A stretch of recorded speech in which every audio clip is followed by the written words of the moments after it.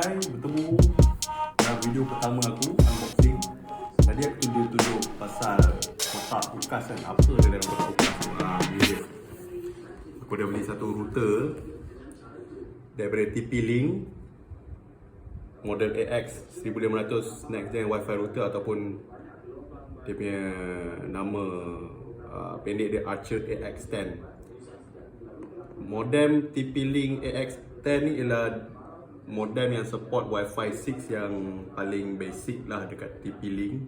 Kenapa aku pilih modem ni? Sebab satunya dia support Wi-Fi 6. Sebab ada laptop aku yang dah ada Wi-Fi 6 punya receiver, so aku nak cubalah dia punya coverage, dia punya kelajuan. And then second, aku beli time sale Shopee 6 bulan 6 hari tu. So harga dia, kalau tak silap, dia potong 500 lebih. So aku dapat dalam 300 lebih, termasuk aku pakai Shopee Coin lagi. So without further ado, aku akan unboxing lah router ni. Yang satu yang penting, router ni dia support Unify, Time and Maxis. So hopefully setup dia easy peasy lah. Okay, jom. Okay, tengok ni kotak dia simple je. Ni bentuk router dia. Dan dia boleh set up pakai app. So tu Wi-Fi 6. So kita tengok apa dalam kotak dia. Okay, ni kotak dia macam biasa. Usually ada manual dan beberapa paperwork lah. Macam ni dia tulis can connect to 802.11ax router wireless. Okay, ini ialah kod untuk Wi-Fi 6 AX. Kalau Wi-Fi 5 AC. So dia beritahu lah kalau tak boleh support, kena update driver and so on lah.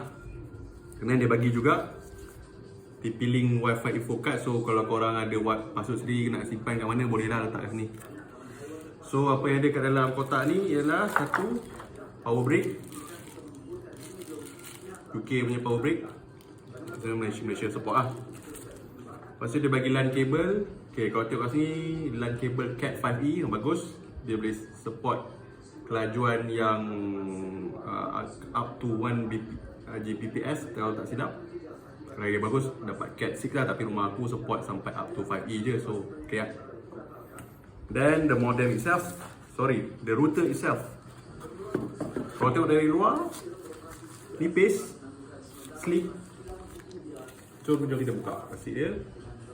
Tengok dia siap buat perforated cut out lagi untuk dia punya antena.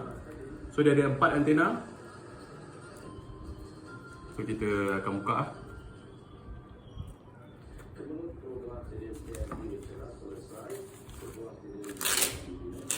Tu dia sensation bila buka barang baru kan.